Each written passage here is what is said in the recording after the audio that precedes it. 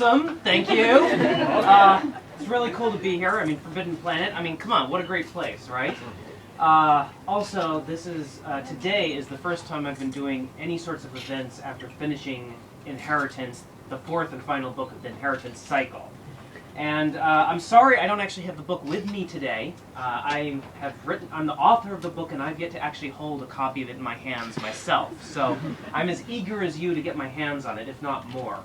But I'm very excited to finally be coming out and talking about the fourth book. And I actually haven't been over to Britain since, good grief, since 2006, when I came over for the movie premiere, which was a surreal experience.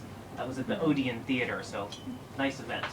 But in any case, it's really, really nice to be back here. And normally I talk for a little longer, but there's a lot of people here, a lot of books to get signed, so I'm going to do two things before I get into that.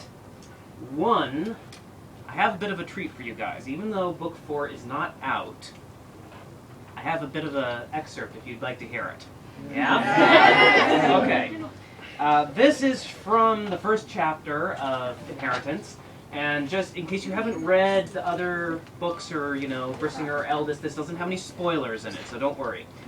But, first, this is the end of the first chapter. It ends at the end of the chapter. I hope you enjoy it. I really enjoyed working on this book. It is my favorite out of the 4 books.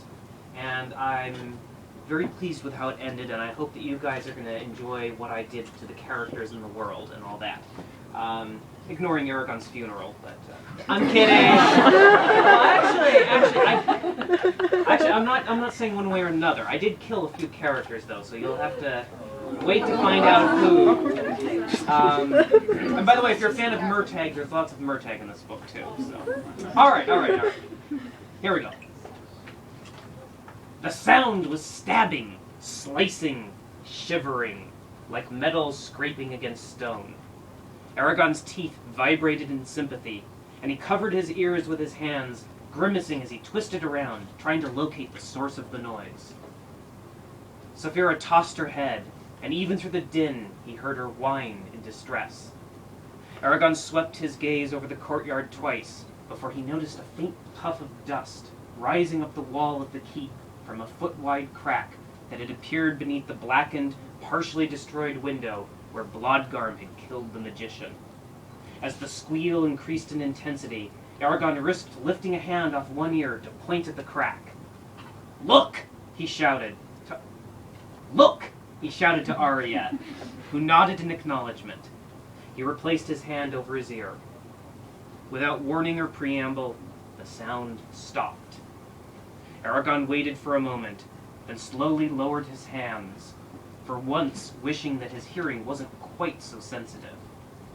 Just as he did, the crack jerked open wider, spreading until it was several feet across, and it raced down the wall of the keep. Like a bolt of lightning, the crack struck and shattered the keystone above the door to the building, showering the floor below with pebble-sized rocks.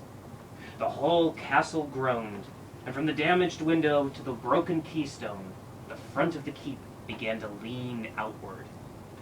"Run!" Aragon shouted to the Varden, though the men were already scattering to either side of the courtyard, desperate to get out from under the precarious wall.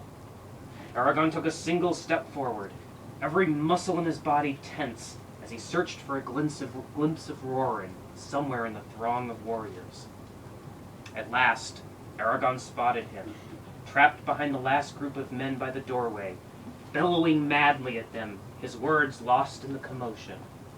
Then the wall shifted and dropped several inches, leaning even further away from the rest of the building, pelting Roran with rocks, knocking him off balance, and forcing him to stumble backward under the overhang of the doorway. As Roran straightened from his crouch, his eyes met Aragon's, and in his gaze, Aragon saw a flash of fear and helplessness, quickly followed by resignation, as if Roran knew that no matter how fast he ran, he could not possibly reach safety in time. A wry smile touched Roran's lips, and the wall fell.